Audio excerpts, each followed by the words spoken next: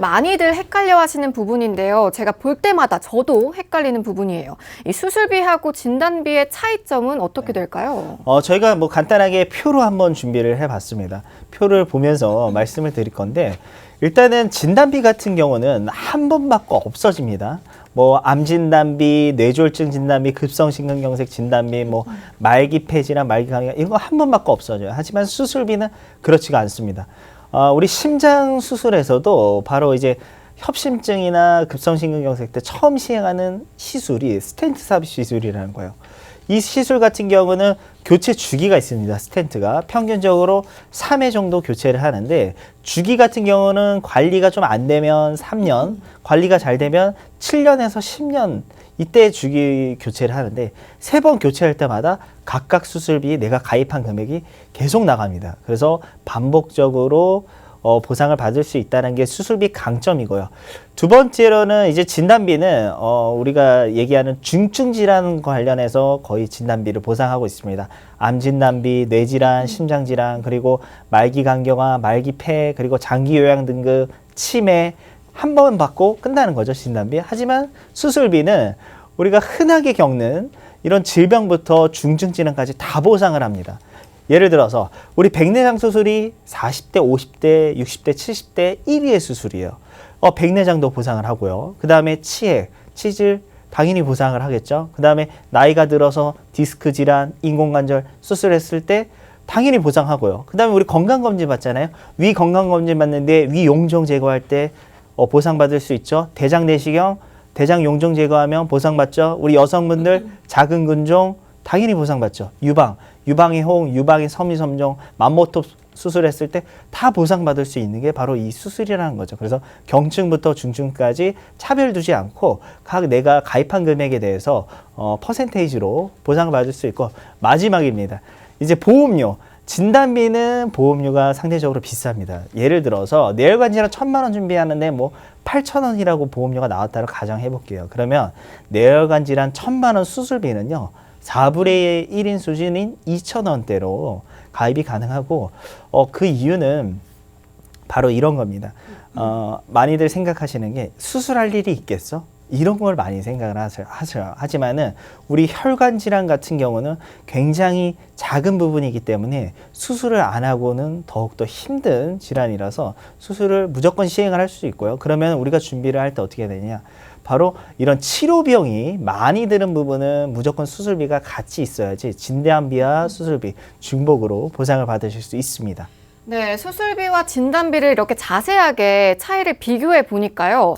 제가 볼 때는 이 수술비가 훨씬 혜택이 크고 또 많은 분들에게 꼭 필요한 보장이 아닐까 생각이 드는데, 아직 많은 분들이 이 수술비보다는 진단비 중심의 보험을 갖고 계신 것 같아요.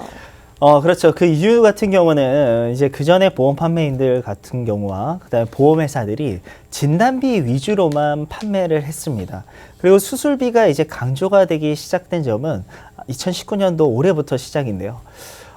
조금 구분을 하실 필요가 있는 게, 우리 진단비는요, 내가 암이나 뇌 심장 질환을 겪게 되시면은 간병인이 정말 무조건 필요하게 되어 있습니다. 그래서 간병인 비용이 들어가는데, 진단비는 간병인 비용과 내 생활비로 구분을 명확하게 하셔야 되고요. 우리 수술비는 앞서서 우리 3대 질환 관련해서 수술 비용 보셨죠? 순수하게 치료 비용이 아니라 말 그대로 수술 비용입니다. 그 비용을 준비를 하시는 거예요. 그래서 수술 비용 관련해서는 따로 준비해야 되는 부분은, 우리가 실손이 가입돼 있다라고 하지만은 자기부담금이라는 게 있습니다. 과거에 가입하신 분들 100% 보상받거나 아니면은 10%, 근데 요즘의 실손 같은 경우는 비급여 부분에서 자기부담금이 20%로 더욱더 늘어났다는 거죠. 그래서 수술비는 내 치료 비용과 자기부담금이라고 생각을 하시고, 우리 진단비 같은 경우는 내가 소득활동을, 경제활동을 못하기 때문에 회사를 그만두게 되시잖아요. 그러면 이거 생활비 및 간병비용이라고 따로 분류를 하셔서 가입하시는 게 좋습니다. 네, 이 수술비에 대해서 저희 전문가분들과 자세하게 상담 가능하시니까요. 아래 번호 02-2638-3999번으로 편하게 전화 주시고요.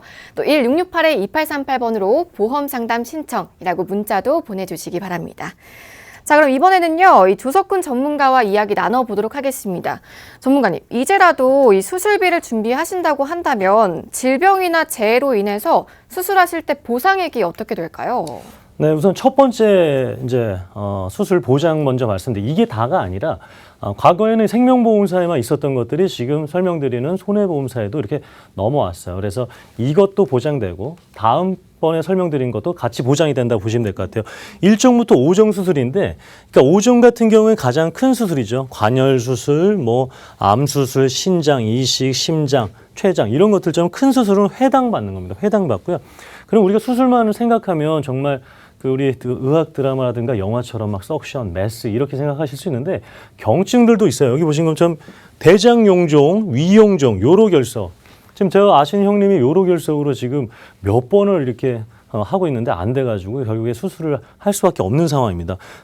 시술을 통해서 했는데 안 될 경우에는 어쩔 수 없거든요. 이럴 경우에 이제 받을 수 있는 것들 여러 번 하게 되면 매회 받는 겁니다. 맹장 수술도 있고요. 그리고 자궁 관련된 우리 여성분들 관련된 생식기 관련된 부분 그리고 백내장, 치액 이런 것들 역시 마찬가지로 받을 수가 있어요.